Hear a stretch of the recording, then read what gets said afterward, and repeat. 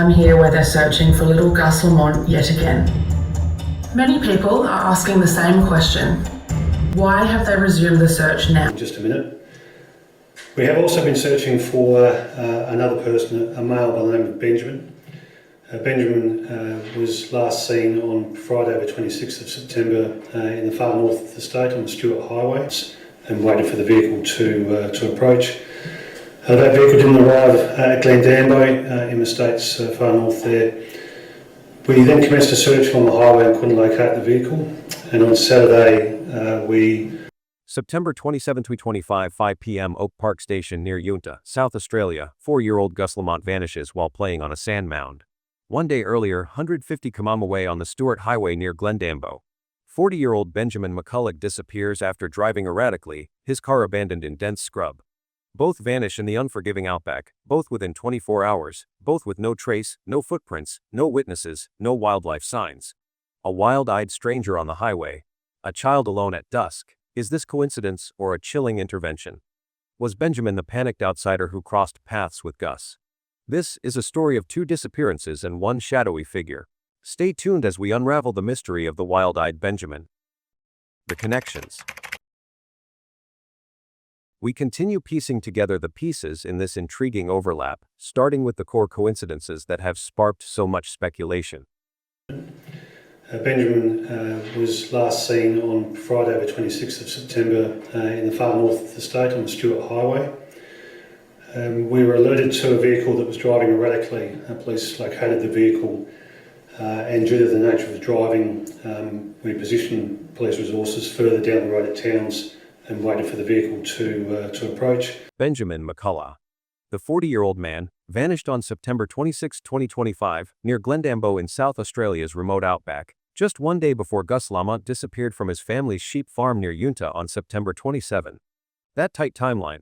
Benjamin going missing in the afternoon of the 26th, and Gus last seen at 5 p.m. the next day, has fueled fears of a darker connection, with some locals whispering about the odds of 2 vanishings hitting so close in such an isolated stretch. The fact that Benjamin's car was discovered abandoned on the morning of the 27th, the very same day Gus was reported gone after a 3-ampla family search, only amplifies the unease. It's the kind of synchronicity that makes you pause.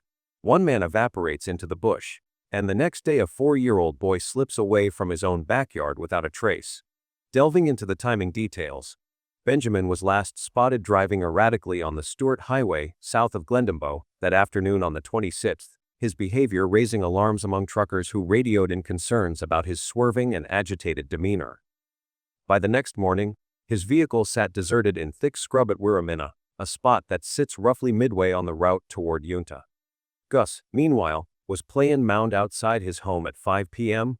that same day, called in half an hour later with no response, and officially reported missing by 8:30 p.m., after the family scoured the property themselves. That 24-hour window between Benjamin's last sighting and Gus's vanishing feels too narrow for pure chance in a region where days can pass without seeing another soul. We think about the sequence. Benjamin could have continued east along the highway in his disoriented state, potentially passing near the turnoff to Oak Park, where Gus was unsupervised outdoors. It's not a direct link, but the overlap has locals recounting stories of drifters in the area, like one trucker who described Benjamin as wild-eyed and pulling over suddenly, as if lost or panicked, right before he dropped off the map. Geographically, the coincidences stack up even more.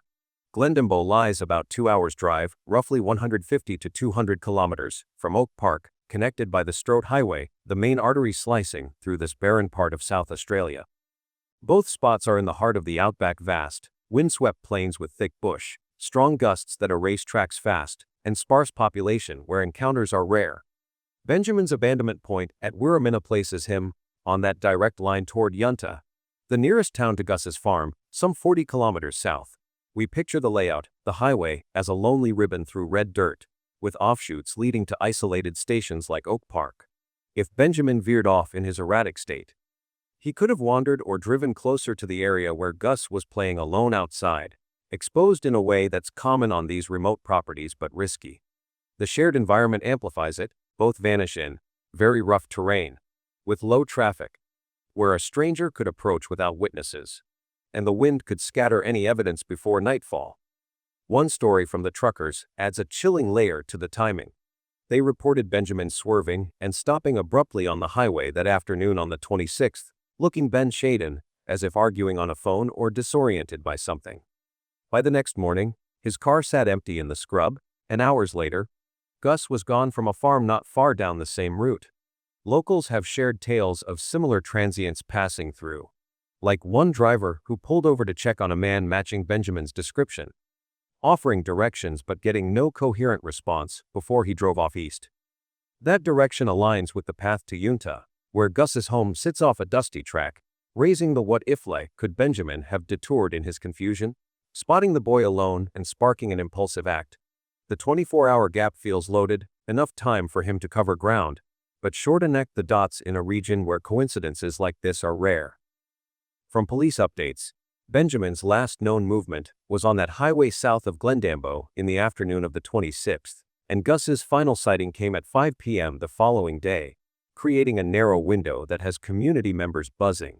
One resident recounted how the outback's isolation means any unusual vehicle or person stands out, and with Benjamin's erratic path potentially leading toward the farm turnoff, it's hard not to wonder if paths crossed. The shared remote South Australian backdrop, with its gnarled bush, relentless winds, and few eyes watching, makes the location overlap even more striking. Both spots are off the beaten path, with Glendambo a tiny road stop and Oak Park a secluded sheep station, connected by that lonely highway where a disoriented traveler could stray without notice. We recall how the discovery of Benjamin's car on the 27th coincided exactly with the day Gus was called in at 5:30 p.m. and searched for privately until 8:30 p.m. That morning find at Wirramina, a midpoint between Glendambo and Yunta, places him in striking range of the farm, fueling guesses about whether he continued on foot or hitched a ride east. The terrain, flat expanses broken by dense scrub, allows for hidden movements, and with Gus playing unsupervised in a similar dusty yard, the geographic tie feels too tight to ignore. Criminologists have noted how such proximities in remote areas often spark third-party theories, like a stranger witnessing or intervening, but here the lack of shared witnesses keeps it speculative.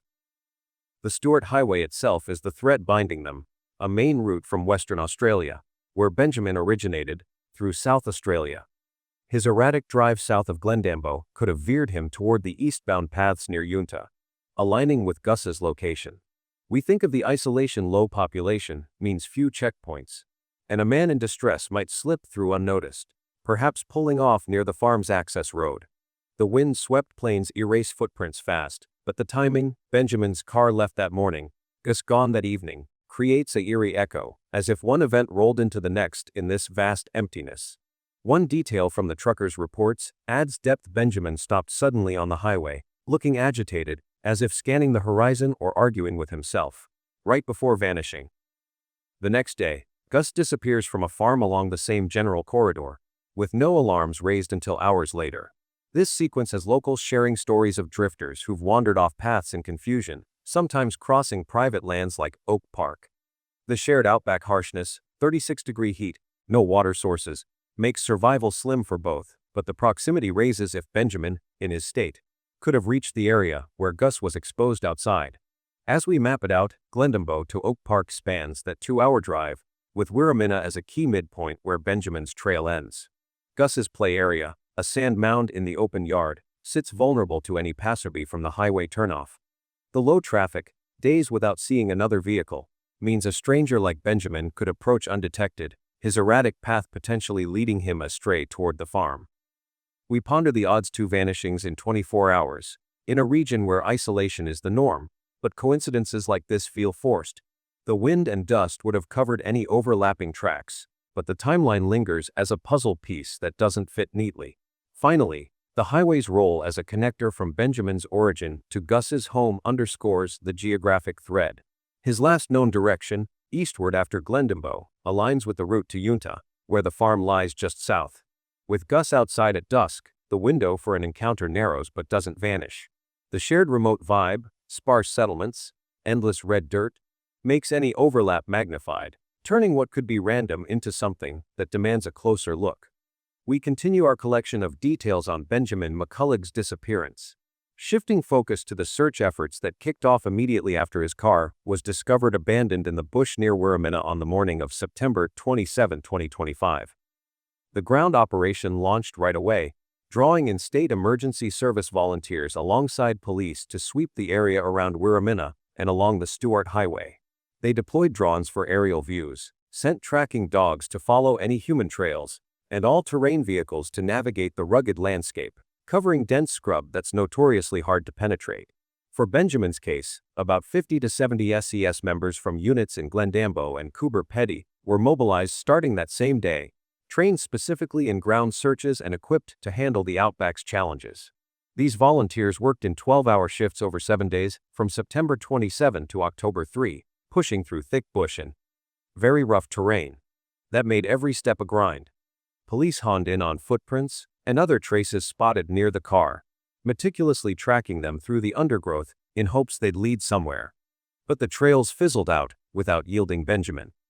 The dense vegetation and uneven ground complicated things, with teams reporting how the bush swallowed up any potential paths, forcing them to backtrack and expand outward. They called for dashcam footage from anyone who traveled the Stuart Highway between Port Augusta and Glendambo that afternoon on the 26th, prioritizing accounts from witnesses who might have caught his erratic driving behavior. The search broadened with infrared cameras to scan at night for heat signatures in the bush around Glendambo, and geocode mapping to ensure comprehensive coverage of the surrounding wilderness. Teams combed for any signs, clothes, personal items, or indications of a struggle, but came up empty, with the harsh environment offering no hints of where he might have gone. For Gus's parallel effort, over 100 SES volunteers from local units in Yunta, Peterborough, and Port Augusta joined from September 28, bringing the same toolkit of thermal drones, 4x4 ATVs, scent dogs, and grid search methods to cover 470 square kilometers. They operated in coordinated waves with police and the Australian Defence Force, dividing the terrain into sections using geocode for precision in the thick bush. The similarity in scale and resources between the two searches, both pulling in dozens of trained volunteers from nearby towns, highlights how investigators perceived a potential relatedness, deploying comparable forces despite the cases being handled separately. One standout volunteer, Jason O'Connell from the Peterborough unit, led a team that swept once 200 kilometers in Gus's case, declaring on October 7 that there was zero evidence of wildlife activity or scavengers, convinced the boy wasn't on the property after their exhaustive grids. He also pitched in on Benjamin's hunt, examining those initial footprints near the car but finding no match, noting how the rough ground made tracking unreliable. The SES crews pushed through wind and dust that hampered visibility, using infrared for evening sweeps to catch any movement. But the elements often won out, scattering potential clues before they could be pinned down. The ground phase wrapped up for Benjamin on October 3, 2025, after no fresh leads emerged, shifting gears to data analysis from the car and a review of his personal history back in Western Australia. On October 5, the call for information got a refresh, aligning with the pause in Gus's initial search, zeroing in on truck drivers who might recall Benjamin's anxious demeanor on the highway. For Gus, CS teams clocked 10 days straight from September 28 to October 7, enduring 12-hour rotations in the heat, before scaling back. They contributed key finds like the 500-meter footprint from the homestead, later confirmed as Gus's, and traces near Benjamin's site that didn't pan out. Their night operations with infrared aimed to spot heat in the bush, but strong winds kicked up dust, making it tough to distinguish anything meaningful. Now under the missing persons investigation section for a long-term probe, Benjamin's case has no large-scale operations ongoing, with emphasis on crunching GPS and phone data, if available, alongside his background details. Police keep urging tips through Crime Stoppers at 131-444, but nothing new has come in from witnesses or evidence since October 5. As of October 24, 2025, there's no breakthrough, and the matter's labeled long-term missing, showing no indicators of foul play or outside ties. The mirrored intensity in volunteer deployment for both, drawing from overlapping regional units like Peterborough for Gus and Glendambo for Benjamin, underscores how the searches echoed each other, suggesting investigators saw enough overlap to mirror their approaches, even as they kept the cases distinct. We recall one volunteer's account from the field, describing how the teams fanned out in grids, calling out names through megaphones while dogs sniffed for scents, but the vastness swallowed their efforts. In Benjamin's zone, the bush was so thick that ATVs struggled, and drones hovered low to peer through foliage, yet yielded nothing but frustration. For Gus, similar tales emerged, volunteers trekking through red dirt, pausing for water in the 36-degree heat, convinced they'd covered every inch but finding zero leads. O'Connell shared how his crew double-checked sectors, marking maps with geocode pins, but the winds erased subtle signs before they could log them. These hands-on stories paint the grueling reality, with SES crews bonding over shared exhaustion, swapping tips on navigating the terrain they'd known for years. The transition to data review for Benjamin meant poring over any digital footprints, like potential phone pings along the highway, while for Gus, it fed into the task force's AI analysis. Volunteers like those from Cooper Petty drove hours to join Benjamin's hunt, only to face the same dead ends, traces that teased but led nowhere. In Gus's sweeps, units from Port Augusta coordinated with defense forces, using thermal imaging at dusk to catch lingering heat, but the cooling night air blurred readings. O'Connell's leadership in both highlighted the crossover, as he applied lessons from one to the other, noting how the outback's isolation demanded that kind of adaptability. As the searches wound down, volunteers reflected on the emotional toll, long days ending in silence, with no closure for families. For Benjamin, the end came swiftly after a week, shifting to desk work on his Western Australia ties, while Gus's dragged a bit longer before the pivot. The shared use of geocode mapping ensured no overlaps were missed, but the lack of finds in both left crews deflated. We think of one team member's tail, spotting a distant shape in the drone feed, only to find it was a rock, dashing hopes in an instant. These details underscore the dedication, with SES from diverse towns uniting, their local knowledge proving invaluable, yet yielding nothing definitive. The ongoing calls through Crime Stoppers keep the door open, but with no fresh reports, the investigations simmer. Benjamin's long-term status means occasional checks on leads, while Gus's task force churns through data. Volunteers like O'Connell have moved on to other calls, but their input lingers in the records. A testament to the scale that mirrored across the cases, hinting at perceived ties in the eyes of those coordinating. The search for Benjamin.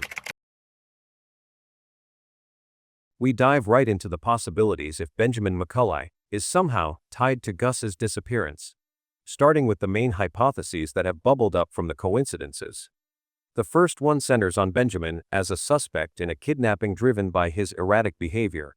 Reports from truckers on the Stewart Highway that afternoon on September 26 describe him driving unpredictably, swerving and stopping suddenly, his eyes wide and wild as if in a panic or under some influence. This wild-eyed look suggests he might have encountered something terrifying earlier that day, pushing him into a frenzied state, or in a darker scenario, he could have been under the effects of controlled substances, clouding his judgment and leading to impulsive actions. In this theory, he could have veered off toward Oak Park the next day, spotting Gus unsupervised on the sand mound around 5 p.m. on September 27, and snatching him in a moment of chaos. The remote outback, with its sparse population and vast empty stretches, would make it easy for a stranger in distress to approach a child, without immediate witnesses, but police dismiss it for lack of any shared traces like overlapping footprints or sightings near the farm. A variation builds on that intervention, but weaves in random elements or wildlife.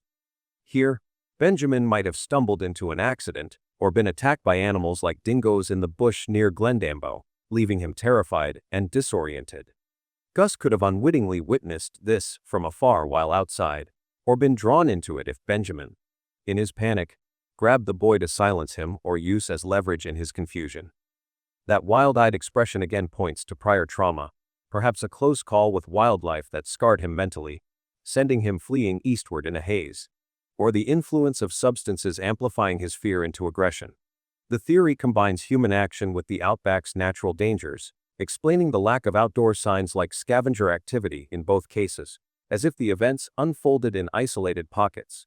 We'd imagine Benjamin dragging Gus away in his frenzy, accounting for the 24-hour gap between his last sighting and Gus's vanishing, though no evidence like struggle marks supports it. The third hypothesis leans away from direct involvement, treating it as mere coincidence without ties. Benjamin's disappearance could stem from personal misadventure, a breakdown in that remote terrain leading him to wander off lost and alone, his agitated state from exhaustion or internal issues, not connected to any child. The wild-eyed look might indicate he was dealing with something unrelated, like a medical episode or substance effects that caused him to abandon his path and vanish into the scrub. In this view, the outback's isolation often claims people separately, with no conspiracy linking the two events. Police echo this by stating no connection exists, prioritizing it because shared clues are absent, though the timing and location still nag at observers. These ideas branch from the raw facts of Benjamin's erratic path and Gus's sudden absence, but they hinge on assumptions without hard links. If Benjamin's panic stemmed from an earlier encounter, say, a frightening run in that left him reeling, he might have pressed on toward Yunta in a fog, crossing into Gus's world by chance. Or, if substances played a role, his impaired state could turn a simple detour into something tragic, pulling an innocent bystander like Gus into the mix. We picture the sequence: Benjamin halting on the highway, eyes darting wildly as if haunted by what he'd seen or done, then pushing eastward where Gus played oblivious. The lack of scavenger birds, or far-flung tracks in both vanishings fuels the notion that events stayed contained, perhaps overlapping in hidden ways. Expanding on the kidnapping angle, Benjamin's disorientation could have peaked the next day, leading him to the farm's edge where Gus's solitary play made him an easy target. Truckers' tales of his sudden stops paint a man unraveling, eyes betraying terror or impairment, possibly from something ingested that warped his reality into seeing Gus as a threat or opportunity. In the wildlife variant, imagine Benjamin fending off a dingo attack in the scrub, bloodied and frantic, only for Gus to stumble upon the scene from the yard's fringe, prompting Benjamin to silence the witness in his shock. The eyes, wide unfocused, could stem from that trauma, a snapshot of a man broken by the wild, dragging Gus away to bury the secret. The coincidence theory holds that if Benjamin's issues were self-contained, his wild gaze from personal demons like a breakdown or substance haze, unrelated to any child, we'd see him wandering off alone into the bush, lost to the elements, while Gus's fate unfolded independently. But the 24-hour echo lingers, with Benjamin's last known agitation hinting at a catalyst, something seen or done that propelled him toward the farm, where Gus waited unknowingly. These threads weave a web of what-ifs, each branching from that haunted expression, turning a stranger's crisis into potential tragedy for an innocent boy. We now shift our collection of insights to comparing the hypotheses surrounding Benjamin McCullagh with cases like Summerwell's and Emanuel Haro, exploring how these scenarios could unfold or fall apart in real investigations and highlighting how those ideas polarize into two clear directions: either a stranger's direct intervention or a mere coincidence masking something internal, and all of them lead to grim outcomes that leave families shattered and communities haunted. The Summerwells case offers a stark example of how such scenarios can linger without closure, keeping the door open for stranger theories that feel eerily similar to the Benjamin ideas. Summer, a 5-year-old with blonde hair and a bright smile, vanished from her family's rural home in Hawkins County, Tennessee, on June 15, 2021, around 6:30 p.m., while playing outside near a wooded area. Her mother, Candace Bly, claimed she went inside to get a toy and never returned, but the isolated property, surrounded by dense forests and streams, left room for anything from wandering off to witnessing something horrific. We recall the family's initial story: Summer had been planting flowers with her grandmother earlier that day, then headed indoors alone, but when Candace checked, she was gone.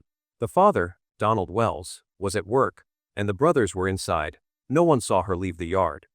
This setup mirrors the polarization in Benjamin hypotheses. Could a disoriented outsider have lurked in the woods, panicked, and grabbed her, or was it a family secret buried closer to home?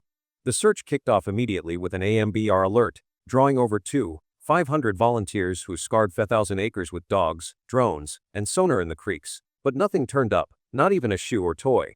4 years later, as of October 2025, the Tennessee Bureau of Investigation still classifies it as active, with age-progressed photos released in August showing what Summer might look like at 9.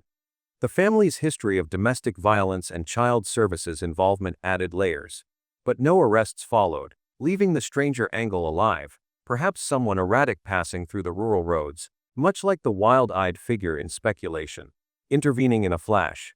This persistence shows how these cas bien can drag on, fueling endless what-ifs in remote areas where traces vanish fast, and the lack of resolution keeps the pain raw for everyone involved.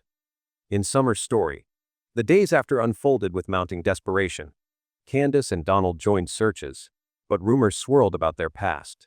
Donald had a criminal record for DUI and domestic issues, and the home was cluttered with signs of neglect. Investigators interviewed the brothers, who mentioned summer liking to explore the woods alone, but no concrete leads emerged.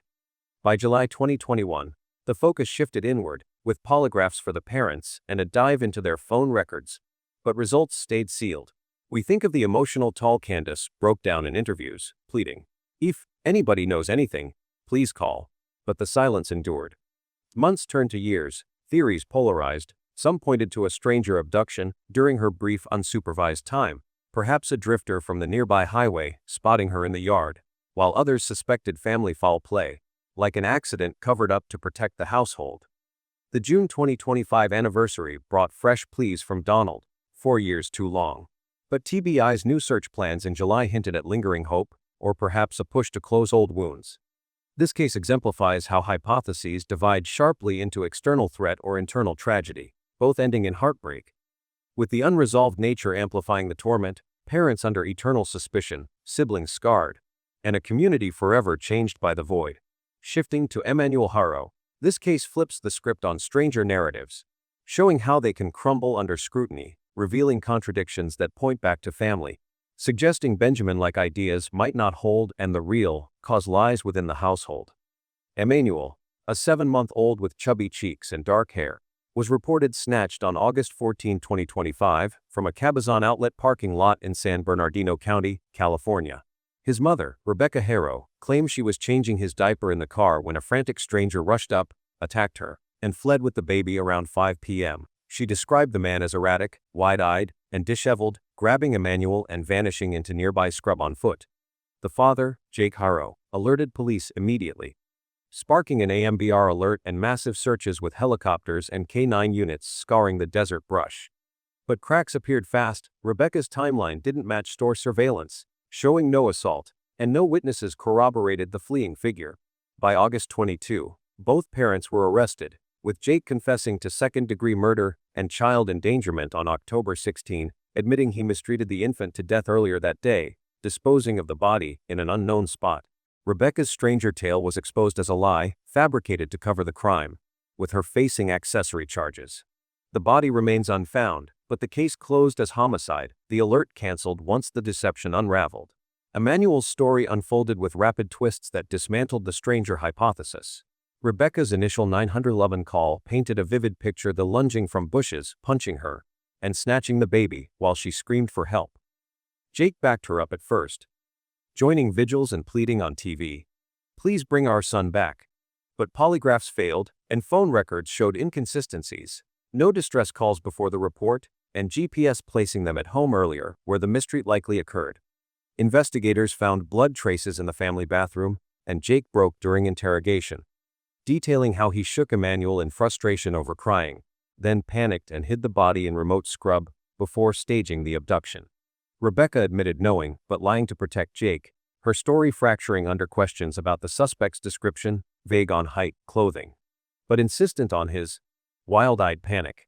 This exposure turned the case from stranger danger to domestic horror, with Jake's October plea deal sparing trial details but confirming the lie. The isolated outlet lot, edged by desert, made the tale believable at first, but the contradictions, no security footage of the man, no footprints in the sand, unraveled it, pointing to family as the source, far from the erratic outsider she invented. These comparisons polarized the Benjamin ideas into two extremes: one, where a stranger's chaos leads to direct harm, remaining open like summer's endless wait, or another where it masks internal truths, collapsing like Emanuel's fabricated tale. In summer, the family's delayed report and rural seclusion keep stranger possibilities alive, with no body fueling theories of a witness to something awful, hidden away by the perpetrator to silence her. The parents' polygraphs and searches yielded nothing, leaving the case in limbo, a testament to how these scenarios can stretch indefinitely in remote woods, the family's past issues adding suspicion but not proof. Emanuel's lie, meanwhile, shows how stranger stories often crumble, with mothers weaving frantic outsiders to deflect from home violence, only for evidence like blood or timelines to expose the deception. Rebecca's wild-eyed attacker mirrored real panic, but it was her own, covering Jake's rage that ended in tragedy. This division makes all paths bleak, Stranger chaos brings random terror, internal lies breed betrayal, leaving scars that never heal. We turn our attention to analyzing Gus's survival odds across different scenarios, drawing from medical, survival, and statistical data to gauge the probabilities.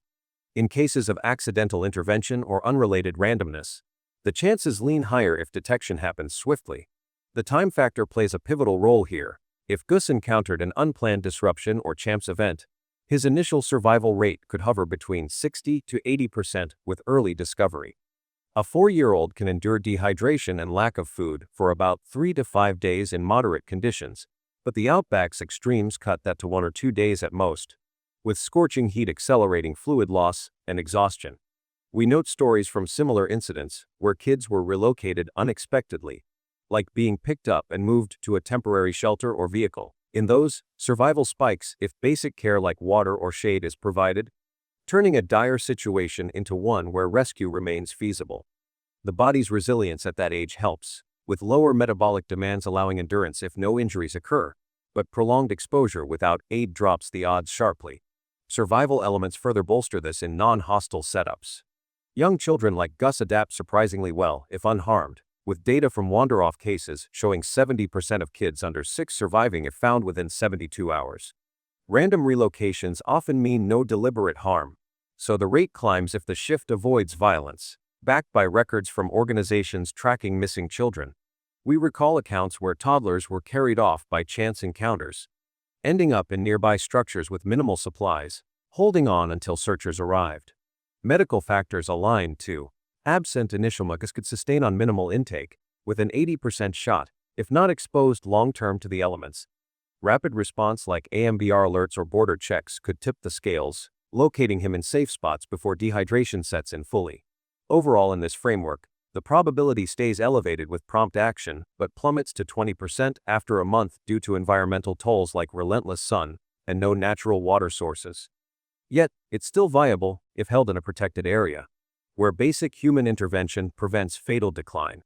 Shifting to scenarios of accident followed by concealment, the survival likelihood dips to 20 to 40%, heavily influenced by the cover-up's duration.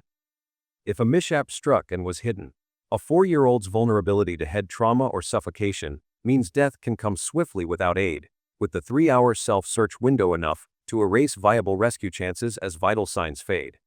Survival dynamics here are grim, with kids like Gus having about 50% odds of weathering an initial accident, like a fall or choking if medical help arrives immediately, but concealment slashes that below 20% as oxygen deprivation or blood loss escalates unchecked. We think of instances where accidents were stashed away, leading to rapid deterioration without intervention. The outback's heat hastens decomposition, further dimming hopes of finding someone alive after days. Health aspects compounded. Untreated incidents often prove fatal from internal damage, with a 30% survival if the hiding is brief, but nearing zero after a month as the body succumbs fully. The total rate bottoms out low, approaching zero over extended time, since concealment implies no intent to save, sealing a tragic end. Finally, in mistreatment escalating to homicide then hidden, the survival chance plummets under 10%, with the violent nature ensuring immediate lethality. If mistreat led to murder and cover-up, a 4-year-old faces near certain death from blow, the concealment confirming no revival efforts. Endurance here is minimal, with child mistreatment carrying 80 to 90% fatality without help. Per global health data, hiding eliminates any slim rescue window. Medical realities are stark. Organ or brain trauma kills within minutes or hours, and after a month, no possibility remains, the rapid breakdown in heat erasing all traces. The overall probability hovers very low, below 5%, as the setup denotes deliberate harm culminating in death, akin to grim statistics on child homicides. The theories. Continuing from our analyses of Gus's condition, let's also look back at one of the big controversies in this case, which is the withholding of information for both Gus and Benjamin. The primary goal of limiting details is to safeguard the investigative process, ensuring that key elements like alibis, drone data, and personal histories remain protected from potential suspects who might alter their behavior if tipped off. This strategy allows authorities to maintain an element of surprise, preserving the integrity of ongoing work without compromising leads that could unravel under premature exposure. In stories from similar investigations, We've seen how loose lips can sink ships, witnesses coached, evidence tampered with, or trails going cold because too much was shared too soon. Here, the tight control helps keep the momentum steady, focusing resources on building a solid case rather than reacting to leaks that could derail everything. Another key purpose is to curb the spread of misinformation and wild conspiracy theories that often plague high-profile disappearances. By not releasing specifics about any possible links between the two cases, firmly denying no connection, police aim to prevent the kind of fabricated narratives that distract from real progress, like AI-generated images or baseless, third-party speculations that flood online forums and waste manpower. We recall instances where unchecked rumors led to harassment of innocents or false tips overwhelming hotlines, turning public help into a hindrance. This restraint also spares the families additional distress, as swirling theories can amplify grief into paranoia, with locals urged to stay away from the property to avoid fueling more chaos. It's a delicate balance, prioritizing factual pursuit over sensationalism, that could turn the community against itself. Respecting the privacy of victims and their families stands as a core reason for this information blackout. Details about Benjamin's background, his family ties, or reasons for being in the area, or the Lamont's internal dynamics, like conflicts between Joshua and Josie, stay under wraps to shield them from unfounded public judgment. Without concrete evidence, releasing such info could lead to vigilante actions or stigma that lasts a lifetime, even if innocence is proven later. We've heard tales from past probes where premature disclosures ruined reputations, with families hounded by media or online sleuths long after cases closed. This approach fosters continued cooperation from those involved, ensuring they feel protected rather than exposed, which is crucial for gathering voluntary statements or access without legal battles. Focusing resources and avoiding widespread panic rounds out the objectives. Keeping secrets allows investigators to allocate time to high-priority tasks, like sifting through drone footage or cross-checking timelines, instead of debunking every rumor that surfaces. In remote areas like the outback, where vanishings aren't uncommon, flooding the public with unverified details could spark unnecessary fear, deterring tips or overwhelming lines like Crime Stoppers at 13144. Stories from other rural investigations show how oversharing can create echo chambers of alarm, with communities locking down instead of opening up. This measured release encourages targeted information flow, like appeals for highway sightings, without turning the region into a hotbed of hysteria. The controversies swirling around this limitation have been intense, with many in the community expressing anger over what feels like favoritism, renewing calls for info on Benjamin around October 5, while scaling back Gus's ground efforts, leading to accusations of misplaced priorities like scaling back a search for a child but wanting more on this guy. This has fueled debates about transparency, with critics arguing that holding back stifles public involvement that could crack the case, as seen in other child searches where open appeals generated key tips. The denial of any connection between the cases has drawn fire too, labeled as potential cover-up by some, especially given the sinister fears from the timing and location overlaps, prompting locals to steer clear of the farm to dodge conspiracy traps and heightening communal tension. Debates also rage over privacy versus openness, with the tight lid on details seen as overprotecting the Lamont family at the expense of progress. In contrasts to cases like William Tyrrell, where broader sharing helped gather leads, this restraint has sparked arguments that police are withholding certain things, without explanation, potentially missing crowd-sourced breakthroughs. The balance feels off to detractors, who claim it leaves the public in the dark, fostering distrust and slowing momentum that could come from wider eyes on the ground. As for Benjamin, he's not emerging as a police target in any evident way. His case stays handled separately through the missing persons investigation section, with no signs it's folded into Gus's task force horizon. Authorities have consistently stated they're not investigating any connection. And there's no mention of foul play probes or alibi checks for him. Unlike the scrutiny on the Lamont's timelines, his status remains long-term missing, focused on his personal data from Western Australia, without expansion into suspect territory or links to other crimes. Police prioritize Gus's internal angles, treating Benjamin as an individual matter without surveillance or polygraphs, underscoring he's not the focus. His erratic behavior explained as possible personal distress, not criminal intent. This lack of targeting for Benjamin contrasts sharply with the inward turn on the Lamonts, where family histories and property scans dominate. No evidence points to him being monitored or questioned further, with updates stalling since October 5, emphasizing analysis of his own background rather than any crossover. It's clear the thrust is on Gus's homestead, leaving Benjamin as a side note, not a prime objective in the eyes of investigators. The separation keeps his file open but isolated, without the intense alibi vetting or motive digs aimed at the family, reinforcing he's not under the same suspicion cloud. Debates persist on whether this hands-off approach to Benjamin masks something or simply reflects no links, with some arguing police downplay to avoid panic, while others see it as confirmation he's irrelevant. The controversies highlight how information limits can breed doubt, with calls for more openness clashing against the need for discretion. In the end, the restraint serves to channel efforts efficiently, but the pushback shows how it can alienate those eager to help, turning potential allies into critics questioning every move. The prime suspect. As we've noted, in contrast to the initial stages, though there's no official confirmation yet, it seems like the Lamont family members are emerging as the primary suspects in the ongoing investigation, given the numerous police actions now targeting those closest to the boy Gus. We see this clearly in the establishment of Task Force Horizon on October 5, 2025, which marked a pivotal shift from pure rescue operations to a full criminal investigation.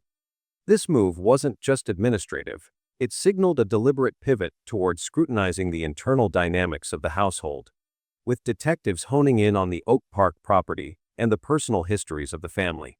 A former detective with experience in similar child disappearance cases remarked that such early transitions often indicate lessons learned from past mistakes, where focusing solely on external searches delayed uncovering truths closer to home. Here, the task force's formation suggests police are no longer treating this as a simple wander-off, but as something potentially orchestrated or concealed within the family circle, placing everyone from Shannon to Joshua under a microscope to dissect their roles and relationships. Authorities have demanded full access to the farm, a step that underscores their suspicion of concealment in areas controlled exclusively by the family. This includes probing spots, like the concrete reservoir behind the main house, the second sand mound that appears freshly disturbed, the discolored brown dirt patch in the foreground, and the secondary small house with its satellite dish and ongoing maintenance signs. Investigators aren't just glancing over these, they're methodically examining them for any signs of tampering or hidden evidence, implying they believe Gus didn't stray far, but met his fate in familiar territory. One investigator involved in rural child cases noted that when outdoor traces like scavenger activity or distant footprints are absent, the lens turns inward, as families often have the means and motives to alter scenes. For the Lamonts, this access request means Shannon Murray, as the last to see Gus, faces questions about her oversight that afternoon, while Josie Murray's role as spokesperson comes under review for any inconsistencies in her vague statements. Joshua Lamont's absence from the property since the incident raises red flags too, with police likely pressing him on why he hasn't returned, probing if family conflicts played a part in creating an unsafe environment. This comprehensive property dive positions the family not as victims, but as central figures who might hold keys, or secrets, to what transpired. From October 18, 2025, police ramped up their tech-driven approach, deploying AI to sift through drone imagery, with a concentration on areas near the home. This isn't random scanning, it's targeted at spots where concealment could occur without leaving obvious marks, indicating a belief that Gus didn't wander into the wilderness but was contained or hidden nearby. A lead detective in long-term missing child probes has commented that AI analysis often reveals anomalies missed by human eyes, like subtle soil disturbances or unusual patterns in family-accessible zones. For the Lamonts, this means their daily routines and properties are being dissected, Shannon's cooking timeline, Josie's herding schedule 10 kilometers away, and Jessica's presence on site all factored into whether gaps allowed for something sinister. The emphasis on these home-adjacent sites proves the family is now under suspicion, as the lack of natural outdoor indicators like birds circling or tracks leading away points squarely to possible foul play orchestrated or covered within the household. Investigators are likely cross-referencing family statements against this imagery, looking for mismatches that could elevate them from witnesses to suspects. This overall emphasis demonstrates a significant evolution in the probe, with police no longer casting wide nets for public tips, but narrowing in on the property and personal records. A veteran homicide detective has observed that such changes often stem from initial assumptions crumbling under evidence voids, redirecting to those with intimate knowledge of the scene. For the Lamonts, this means every interaction, from Shannon's childcare details to Joshua's distant living arrangement, is being vetted for motives like custody fears or hidden tensions. The quiet ramp-up, without fanfare, suggests they're building a case meticulously, treating the family as pivotal to unraveling what happened. Police are actively verifying Shannon Murray's alibi, delving into her account of balancing cooking and watching Ronnie while Gus played outside. They've requested house schematics to map sightlines from the kitchen to the yard, along with physical proof like food prep remnants to confirm her story's timeline. A seasoned investigator in family-related disappearances has noted that such requests often uncover discrepancies, like whether tasks realistically overlap without lapses in supervision. This puts Shannon front and center, her role as matriarch and primary caregiver that day making her a focal point for any internal foul play narrative. Investigators are also probing the family's relationships, unpacking conflicts like Joshua's 100-km separation due to disputes with Josie, whose hidden transition was kept secret until after her father's death. This includes examining past tensions and potential motives, such as shielding custody of Ronnie from scrutiny if an accident occurred. Detectives familiar with domestic dynamics in child cases have remarked that these rifts often hide deeper issues, like neglect or cover-ups to preserve the household. For Jessica, her herding duties that day come under review, checking if her absence contributed to vulnerability, or if she holds unrevealed knowledge. No arrests have surfaced, but the heightened monitoring without announcements indicates a discreet approach to avoid tipping off the family. A major crime detective has explained that public silence allows for voluntary cooperation while building evidence, preventing defensive postures that could stall progress. This strategy keeps the pressure on without overt confrontation, treating the Lamonts as suspects in practice, if not in name. These steps mark a profound shift, with broad appeals fading in favor of target property and record dives. Investigators note this pivot often follows when external theories fizzle, redirecting to those with means and opportunity. For the Lamonts, it means their lives are dissected, Shannon's routine, Josie's statements, Joshua's distance, all to piece together if foul play brewed within. We observe close family contact by major crime detectives, suggesting ongoing alibi verification and motive evaluations. This positions the Lamonts as the probe's core, with every interaction scrutinized for cracks that could expose hidden truths. A lead in similar probes has shared that such persistent engagement often uncovers voluntary slips, turning witnesses into focal points. For Shannon, it's her dual tasks that day; for Josie, her vague updates; for Joshua, his absence, all feeding into a narrative where the family holds the key. The family's cooperation is noted, but under this lens, it's laced with caution, police probing without fanfare to keep responses genuine. Detectives emphasize that in family-centric cases, this method yields breakthroughs, as seen when alibis crumble under repeated questioning. For the Lamonts, it's a quiet storm, with the task force's persistence signaling they're no longer peripheral, but central suspects in the unfolding drama. The accusations. For a far possibility, if Shannon Murray were charged with intentional murder for actions leading to Gus's death, she could face life imprisonment without parole under South Australia's Criminal Law Consolidation Act 1935.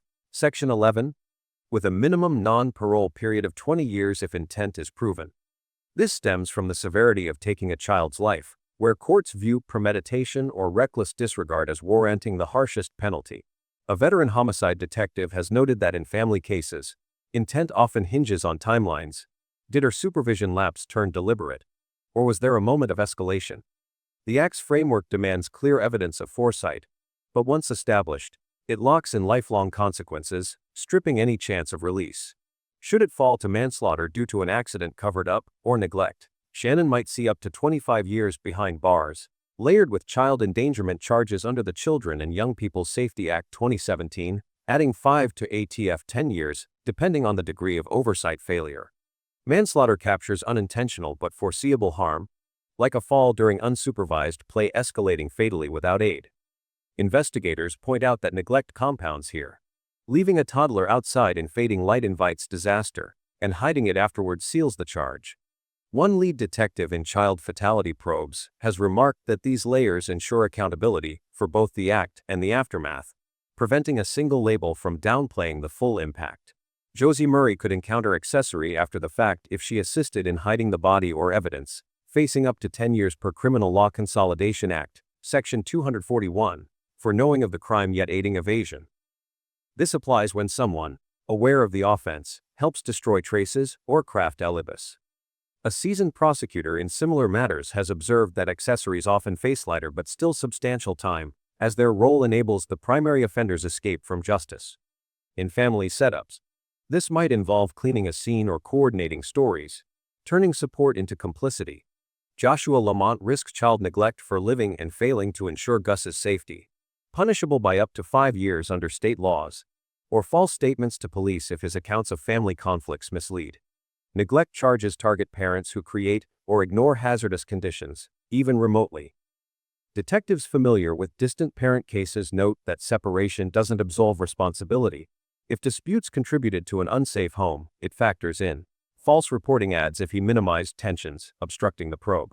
Jessica Lamont might face child endangerment for hurting duties, leaving Gus unsupervised, with 2 to 7 years possible, or conspiracy to pervert justice up to 7 years if involved in cover-ups. Endangerment hits when parental choices expose kids to risk, like extended absence during playtime. Conspiracy emerges from coordinated deception, like aligning stories post-incident. An investigator in domestic probes has said these charges often tag secondary parents, who enable rather than initiate. But the sentences stack to reflect shared culpability. The entire family could be hit with perverting the course of justice for the 3-hour delay in reporting and volunteer refusals, carrying 7 to 10 years if proven intentional evidence concealment. This broad charge captures actions that derail inquiries, from withholding calls to limiting access. Prosecutors in obstruction cases emphasize how such delays allow tampering, turning cooperation into crime. If a body surfaces showing mistreat marks, charges upgrade to aggravated murder, mandating life without parole plus permanent loss of Ronnie's custody under child protection laws. Aggravation factors in vulnerability, a young child's helplessness, or pattern of harm. Child welfare experts stress that discovery of prior mistreatment triggers immediate removal of remaining siblings, fracturing the unit irreparably. From parallel cases, hiding a body in spots like a reservoir or sand pile adds concealing a corpse or misconduct with a corpse, 2 to 5 years each. These tack on for decretion, ensuring full reckoning. Police might build on circumstantial evidence, Shannon's alibi gaps or drone data anomalies, convincing juries of family protection motives if proven. A lead detective has commented that in these setups, motive often ties to preserving the household, like shielding Ronnie from services, leading to layered charges that bury defendants under weight. Another theme, noted timelines are king. A 3-hour gap screams operative for alteration, turning neglect into intent in court eyes. Prosecutors push for maxes when kids are involved, viewing the betrayal as ultimate. We recall a prosecutor's take from a comparable rural fatality delays, an access denial scream consciousness of guilt, stacking perversion counts atop the core offense. For the Lamonts, if evidence aligns, the cascade, from murder to obstruction, could dismantle everything, with life sentences looming for principals and years for enablers. Investigators stress that family cases hit hardest in sentencing, judges factoring the trust violation. One homicide veteran shared that neglect escalates fast. When unsupervised play ends fatally, courts see it as preventable, hitting with endangerment to drive the point. Accessory roles, like Josie's potential aide, get 10 years to deter post-crime loyalty. The whole perversion charge for the group delay ensures no one walks free if intent sticks. Mistreat discovery flips to aggravated, life without hope, plus custody wipeout, Ronnie gone forever. Concealment adds those extra years, punishing the hide as much as the harm. Circumstantial builds, alibi holes, drone oddities, can convict if motive like family shield convinces. Detectives say juries buy protection narratives in child deaths, leading to full hammer drops. The dead end. We continue our compilation by pulling together the legal developments and outcomes from past cases that echo the patterns we're seeing here, focusing solely on how they've played out in court and beyond, without rehashing the events themselves and their heartbreaking consequences. Starting with Emanuel Haro, the case wrapped up with both parents facing heavy charges that sealed their fate. Jake Haro, the father, pleaded guilty to second-degree murder October 16, 2025, in San Bernardino County Superior Court, avoiding a full trial but locking in a sentence that includes decades behind bars, with the judge emphasizing the betrayal of trust in family settings. Rebecca Haro, the mother, was convicted as an accessory after the fact for fabricating the stranger story to buy time, drawing a 10-year term under California's Penal Code Section 32, plus probation restrictions barring any contact with children. Prosecutors pushed for max penalties, citing the deception's role in delaying justice, and the court ordered restitution for investigation costs, leaving the couple's remaining family fractured and under supervised release. Appeals are pending, but the ruling stands as a stark reminder of how cover-ups unravel, with Jake's confession during polygraph follow-up tipping the scales against them. Shifting to Summer Wells, the legal side remains stalled after 4 years, with no charges filed despite intense scrutiny on the parents. The Tennessee Bureau of Investigation handed the case to the district attorney in Hawkins County back in 2022 for review. But as of October 2025, it's still classified as active without indictment, leaving Candace Bly and Donald Wells in a limbo of civil suits rather than criminal ones. Child Protective Services removed the other sibling 21, citing endangerment risks, and the family lost custody battles through 2023 hearings, where judges cited the home's instability as grounds for permanent placement elsewhere. Donald faced unrelated DUI charges in 2024, serving 6 months probation, but the court probe lingers without closure, with TBI renewing calls for tips annually, no arrests, no trial, just endless appeals for information that echo into silence. Justice for Summer feels distant, with the DA's office stating insufficient evidence for prosecution, trapping the case in review limbo, where families wait indefinitely. Madeleine McCann's legal journey has dragged on for 18 years without resolution for the victim, marked by a web of investigations and lawsuits that circle but never land. The Portuguese authorities closed the case in 2008 for lack of evidence, reopening it in 2011 on German leads, but as of 2025, no charges stick against the prime suspect, Christian Bruckner, who's serving time for unrelated rapes. The McCanns pursued a 2014 libel suit against a detective's book, winning a settlement and apology in 2017. But their 2020 High Court push for more files stalled in appeals, costing them over $500s in legal fees. Operation Grange, the UK probe, cost $13 million by 2025 without arrests, with the family funding private suits against media for defamation, settling some but losing others in 2023 rulings that upheld free speech. No conviction, no body recovery, just ongoing civil battles and a 2024 European court complaint dismissed for jurisdiction, leaving Kate and Jerry McCann in perpetual limbo. Their Madeleine's fund drained of $100,000, justice elusive as the suspect walks free on parole eligibility. Lily and Jack Sullivan's probe, just months old as of October 2025, mirrors the unresolved frustration with no charges yet against the parents. The RCMP's Major Crime Unit, collaborating with 11 regional forces, reviewed the case for prosecution in August 2025, but the Nova Scotia Public Prosecution Service declined to lay charges due to insufficient evidence, keeping Daniel Martel and Malia Brooks Murray as persons of interest without formal indictment. Polygraph results from May cleared them initially, but ongoing civil custody hearings stripped parental rights in September 2025, placing the surviving siblings in foster care amid appeals that could drag into 2026. The $150,000 reward remains active, with the family facing 2025 lawsuits from relatives over estate access, but no criminal trial looms, the DA citing circumstantial gaps. This leaves the Sullivans in a legal gray zone, polygraph passes not equaling exoneration. Justice for Lily and Jack hanging in endless review. We pull from these threads the common thread of stalled prosecutions. Emanuel's swift guilty pleas contrasting Summer's decade of DA reviews, Madeleine's civil wins without criminal closure, and the Sullivans' interest status without cuffs. In Emanuel, Jake's October confession avoided trial, but locked life terms, Rebecca's accessory conviction adding years, the court hammering deception's cost. Summer's 2023 custody loss for the Wells family came via family court, not criminal, with TBI's annual renewals yielding no arrests, the "they're sufficient" stamp keeping it frozen. Madeleine's 2017 libel victory netted $550,000 but no suspect conviction. Bruckner's 2025 parole hearing pending without new charges, the McCann's fund battles draining resources. The potential for broader scope exists with rewards or federal aid, but without fresh intel, it echoes Lily and Jack Sullivan's 5-month holdup, where family focus produced nothing tangible.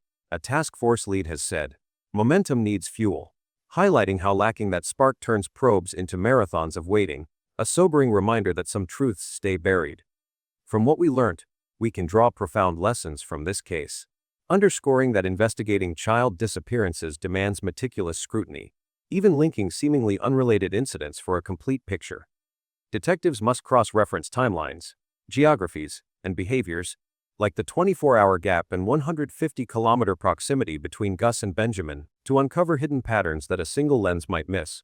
This holistic approach, as seen in past probes where overlooked connections cracked cold cases, requires exhaustive data dives, alibi verifications, and tech-like AI drone analysis to piece together the puzzle. Yet, this thoroughness exacts a heavy toll. It consumes vast time, stretching months or years without breakthroughs, eroding public trust as communities grow frustrated with perceived inaction or secrecy. We question, does withholding details to protect the probe fuel more rumors than it quells? Prolonged silence can demoralize volunteers and tip suspects, while rushed disclosures risk contaminating evidence. Most critically, it threatens victim safety. In Gus's scenario, delays might have allowed erasure of traces, and linking to Benjamin without proof could divert from internal truths.